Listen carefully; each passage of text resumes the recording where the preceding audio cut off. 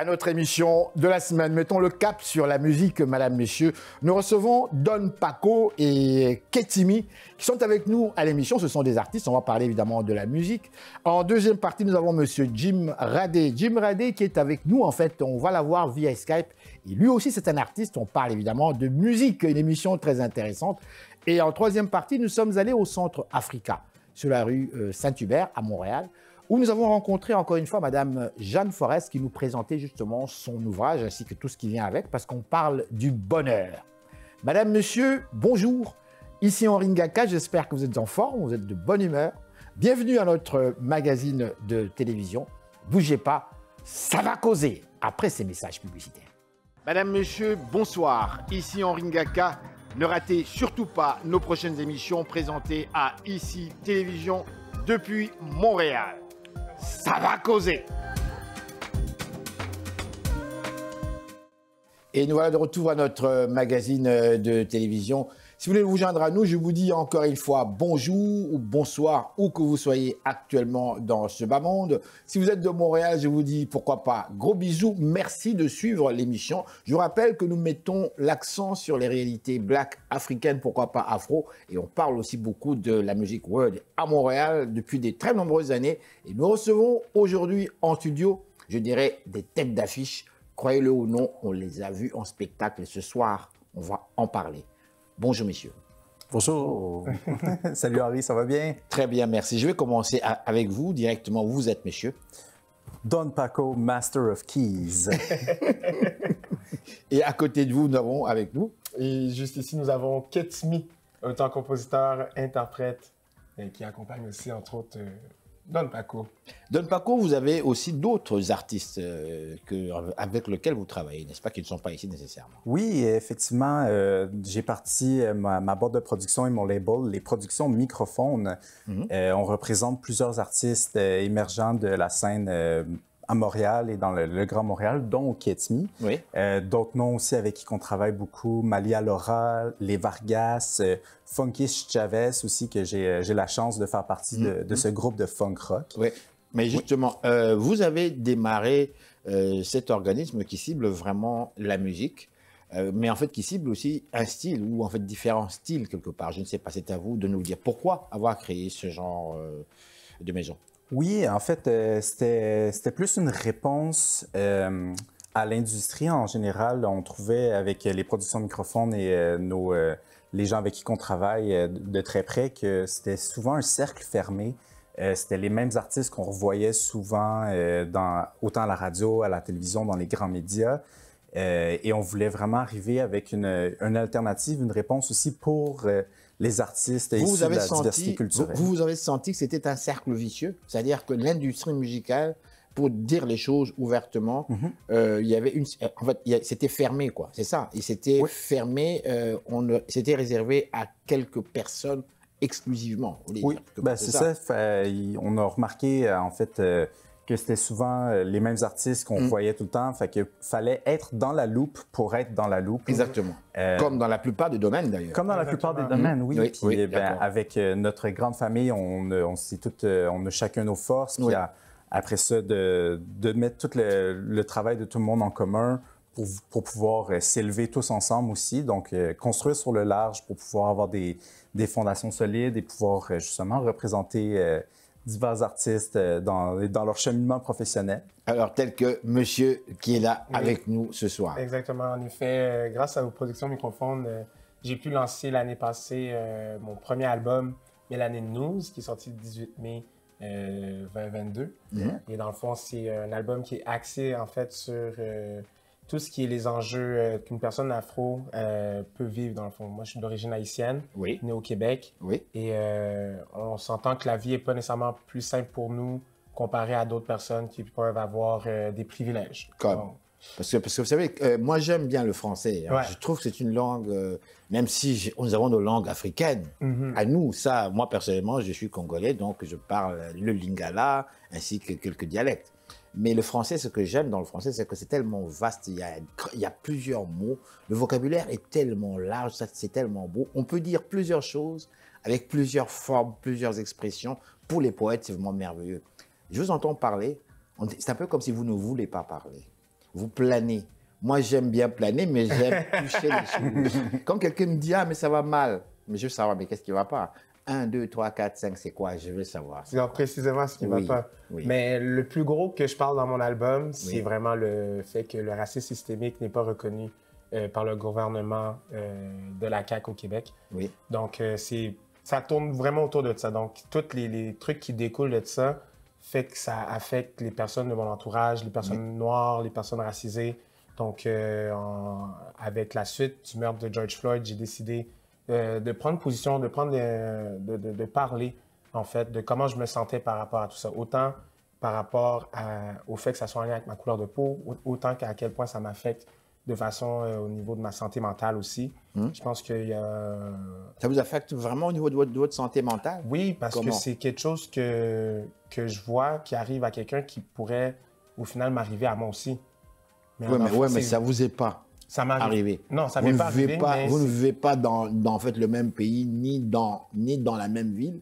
La culture dans le pays dans lequel la situation s'est produite n'est peut-être pas la même que ce que l'on retrouve ici où vous vivez. Alors, comment est-ce que ça peut vous affecter, vous, parce que vous êtes noir? Quelqu'un d'autre dirait, mais c'est parce que vous profitez de ce qui se passe là-bas pour justement vous justifier, vous. Est-ce que le ressentez-vous réellement? Moi, comment je dirais ça? C'est qu'au final, j'ai de l'empathie à travers cette situation-là, en fait. Donc, de voir ça arriver à quelqu'un qui est une personne racisée, qui, au final, est décédée. Elle a été assassinée, littéralement. Exactement, oui. C'est quelque chose qui me fait de la peine, qui me fait mal. C'est comme voir un peu la situation qui se passe dans le pays d'origine, de mon pays d'origine. Donc, c'est vraiment quelque chose qui m'atteint. Haïti. Oui, Haïti, exactement. Donc, de voir comment ça se passe, que c'est plus compliqué qu'ici. Tu sais, au final, je remercie mes parents qui sont venus immigrer ici pour ensuite nous donner une vie meilleure. Oui, oui. Mais au final, j'assiste quand même à tout ça. J'ai accès à cette technologie-là qui me permet de voir tout ça, mais je ne peux pas juste regarder ça. Vous êtes pratiquement né ici. Moi, je suis né ici. Vous êtes né ici. Ouais. Donc, quelque part, vous parlez, mais vous n'êtes pas haïtien. Quelqu'un pourrait dire, ouais, mais tu n'es pas haïtien, toi. Non, moi, je suis haïtien. Tu as grandi ici. Tu as toujours vu le monde en blanc, la neige. Ouais. Alors, comment tu peux dire que tu es haïtien? En quoi tu es haïtien? Je suis haïtien parce que, oui, je suis né ici. Mais autant que je mange mon diri à sauce poire aglio, autant que je peux parler de l'histoire, autant que je peux parler de la communauté haïtienne montréalaise où je me sens pas perdu là-dedans, où au contraire, je me retrouve encore plus. Vos parents vous ont bien encadré. Ouais. Mais dites-moi, vous ne faites pas de la musique compas? Je fais pas du compas, typiquement. Vous ne faites pas du compas? Non. Justement, je vais revenir à vous. Je vous vois sourire. C'est ma faute, je ne fais pas du compas. Je vous vois sourire. Monsieur ne fait pas du compas. Et c'est vous, en fait, le John Maestro. C'est vous qui le poussez vers d'autres choses, c'est bien ça? En fait, je pense que ce qui est intéressant avec son projet musical, c'est surtout le métissage. Donc oui, il ne fait pas nécessairement du compas, mais il ne fait pas non plus du blues rock, il ne fait pas du R&B. C'est vraiment un amalgame de tout ce qu'il est aussi, de ces deux cultures-là dans lesquelles il a baigné. Oui, il est né à Montréal, il a vécu au Québec, mais reste qu'il a quand même baigné dans cette culture haïtienne-là. C'est de la musique que ses parents lui ont fait découvrir.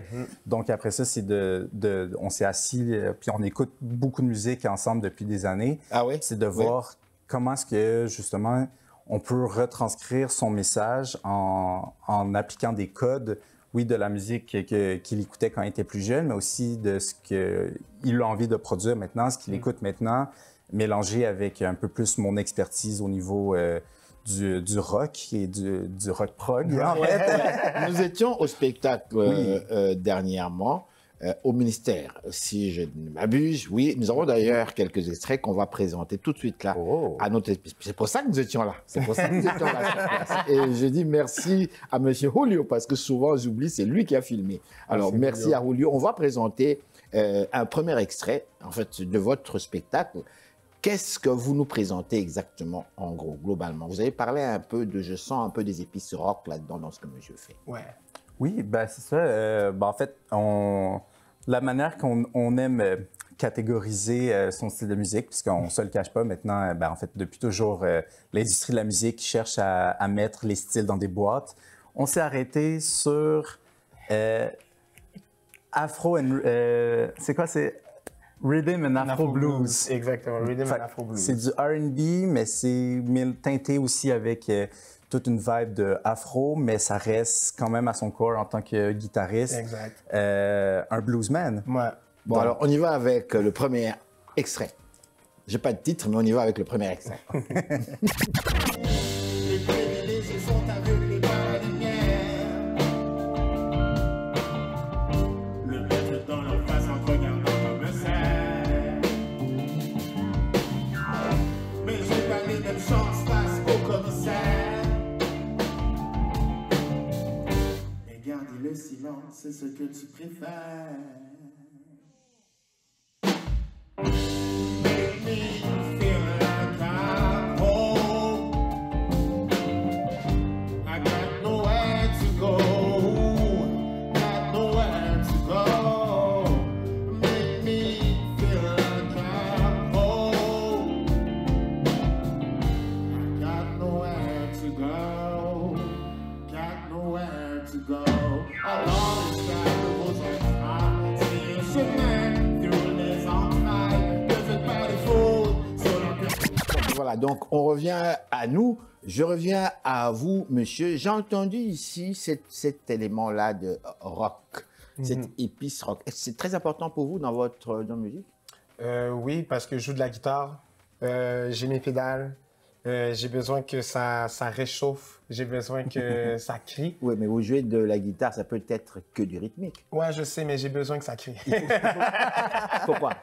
Parce que j'ai un message à transmettre, j'ai besoin de faire en sorte que les gens ils s'accroupissent pas. Je veux qu'au contraire, ça les réveille, ça les mette en plein dans les dents. Quelqu'un Au pourrait final. dire, mais est-ce que vous prenez pour Jimi Hendrix ou quoi? Vous faites parler votre guitare. quelque Ben, il part. faut, mais Vous je ne la le faites compte pas parler. pour Jimi Hendrix, mais j'ai été inspiré. Ah, Du coup, ouais. on sent, on Ouais, sent exactement. cette, Donc, d'avoir ce côté que ça griche un peu, que ça sonne méchant. Et finalement, ça n'est pas méchant.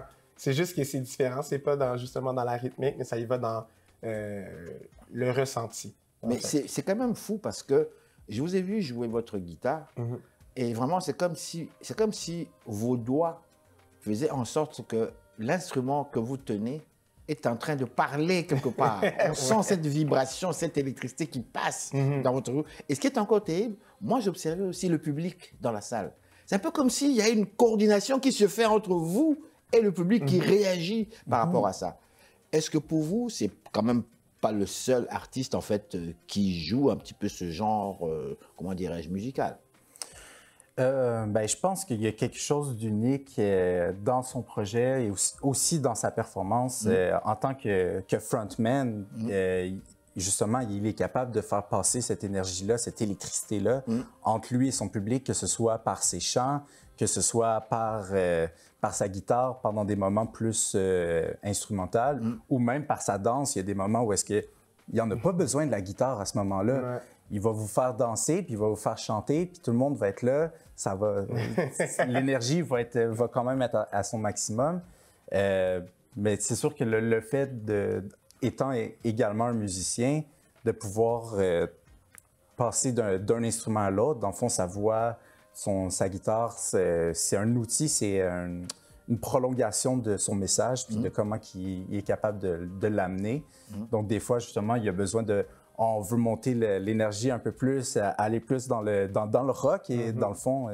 Donc, c'est sûr que là, la guitare c'est un outil important Ouais, à ce moment-là. On est en train de sortir tranquillement de la période de coronavirus. Moi, je parle de post-corona, même si quand on suit les médias, on dit que ça continue quand même. Il y a beaucoup de gens qui sont malades, il y a des gens qui sont hospitalisés, des choses comme ça. Même si nous, on est en santé, on est tous vaccinés, je pense bien. Ouais. Je pense bien. Dites-moi, vous, qu'est-ce qui arrive avec les projets d'avenir?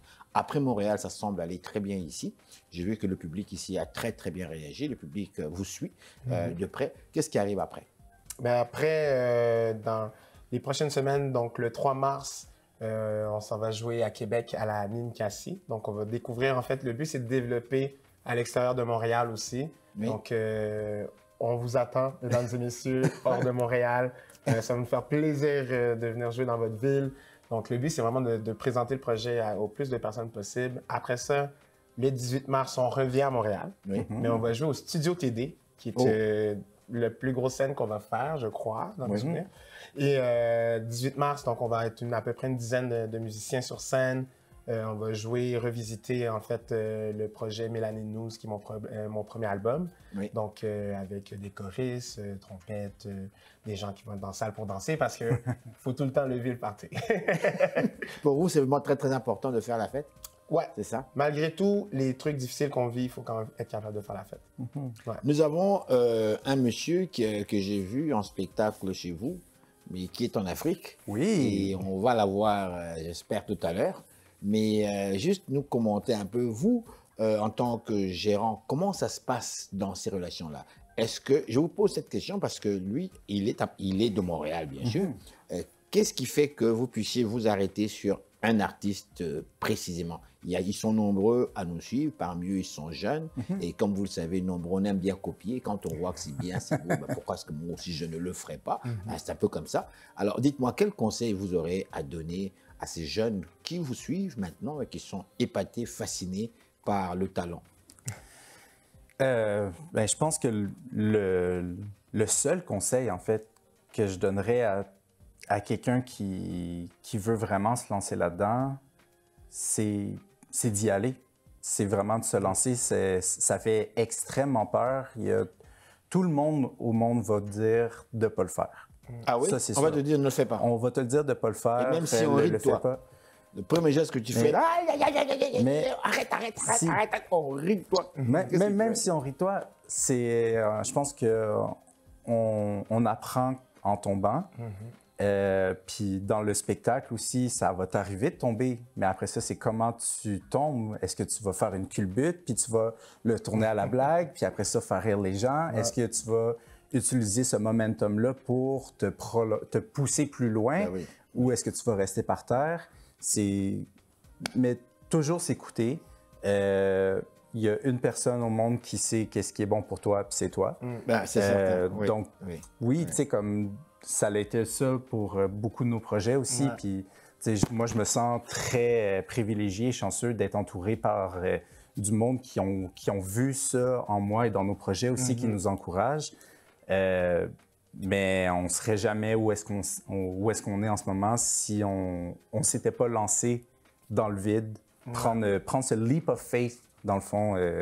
Mais selon moi, c'est le meilleur conseil que je pourrais pas donner à quelqu'un. C'est pas toujours facile. Hein, non, effectivement, c'est pas facile. Parce que moi, je me rappelle que la première fois que j'ai fait une entrevue, ou même que j'ai dû faire face à la caméra, j'étais là. Ça devait être un peu pire. parce que moi, je le montre, je le ne cache pas. Donc, j'étais là. Aujourd'hui, après, c'est l'expérience, c'est ça. Vous êtes tombé, vous vous êtes relevé, vous avez appris. Évidemment, c'est possible. Et je le dis aux jeunes, c'est possible. Ben oui, maintenant, on est dans un beau studio, là, avec une bonne entrevue. Pour vrai, puis on se sent super à l'aise en plus, c'est super simple. Donc, c'est sûr que il y a une évolution, il y a une expertise qui est là. Donc, un gros merci en passant. Bien, justement, avant de se laisser, je vous laisse la parole. Est-ce que vous avez un message à transmettre au grand public, ceux qui ne vous ont pas encore vu, mais qui vous découvrent? Avez-vous un message? Et vous êtes aussi, je le souligne, originaire d'Haïti, puisque vos parents sont haïtiens, donc ils sont nombreux haïtiens à vous regarder. J'ai promis qu'on allait saluer votre maman, qui s'appelle Madame Altagrace. Altagrace, bonjour et merci. Voici votre fiston, il est avec nous. C'est un grand plaisir de l'avoir. Alors, je vous laisse le mot de la fin. Donc, Haïtien Mio, mes Montréalais, mes Montréalaises, ici Ketimi. Vous pouvez me suivre sur Instagram, Ketimi, K-E-T-S-M-Y, par en bas, officiel. Faites ça, vous allez avoir toutes les updates, toutes les nouvelles sur mon projet. Aussi, n'oubliez pas de garder la tête haute, bien important. N'hésitez pas à parler. S'il y a une injustice quelconque, parlez-en. On est une famille, on est une équipe. Donc, le but, c'est que l'union continue à faire la force. Fait que c'est ça mon message. Voilà, messieurs, merci beaucoup d'être venus en fait à l'émission. Merci à toi, Henri, pour l'invitation. Merci. Alors voilà, madame, messieurs, restez là. Nous sommes de retour tout de suite après ces réclames publicitaires.